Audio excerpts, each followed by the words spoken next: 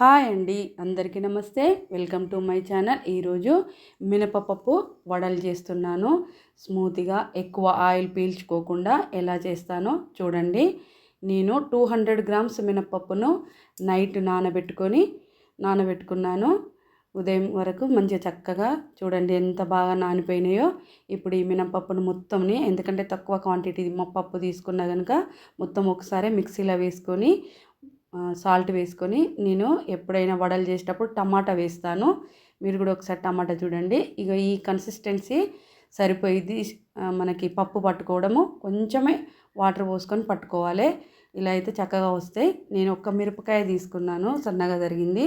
కొంచెం జీలకర్ర సన్నగా తరిగిన, కొంచెం కొత్తిమీర, కొంచెం కరివేపాకు, కొంచెం ఒక చిన్న సైజు ఉల్లిపాయ ముక్కలు తీసుకుందాం, సరిపోతుంది. ఇప్పుడు మనకు వడకు ఈ ముఖ్యంగా ఏంటిదని అంటే ఈ కలపడంలోనే ఉంటుంది. మంచిగా చక్కగా ఒక 2-3 మినిట్స్ ఇలా కలుపుతూనే ఉండాలి. అప్పుడు మనకు వడ అనేది మంచిగా వస్తుంది.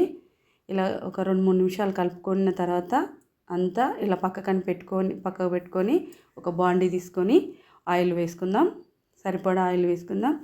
ఈ మినప వడ చేసే ముందు, పిండి పట్టే ముందు ఇలా తడుపుకోవాలి చెయ్యిని. అప్పుడు మినపప్పు అది మనకి పట్టదు అన్నట్టు, చేతులకు పట్టకుండా ఇట్లా రౌండ్గా వస్తుంది, మంచిగా వస్తుంది. పిండి పట్టే ముందు ఖచ్చితంగా ఇలా నీళ్ళు తడుపుకోవాలి మనం. అప్పుడు మనకు ఇలా ఉండదు. దీనికి వేరే సపరేట్గా ఏమంటారు ఆకులు పెట్టుకోవడం కానీ, పేపర్ పెట్టడం కానీ ఇలాంటి ఏం అవసరం ఉండదు.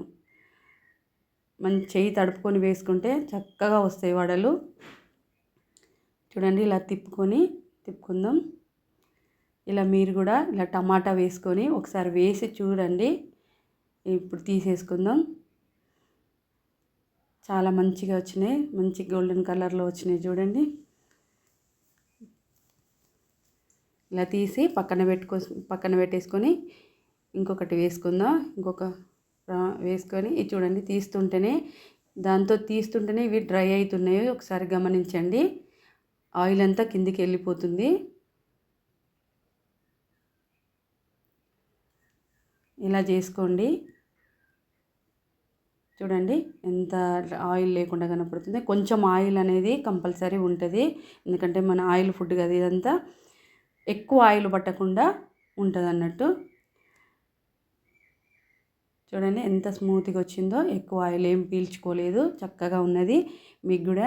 మీరు ఇలా చేయండి. నచ్చితే లైక్ చేయండి, షేర్ చేయండి, కామెంట్ చేయండి, సబ్స్క్రైబ్ చేయండి.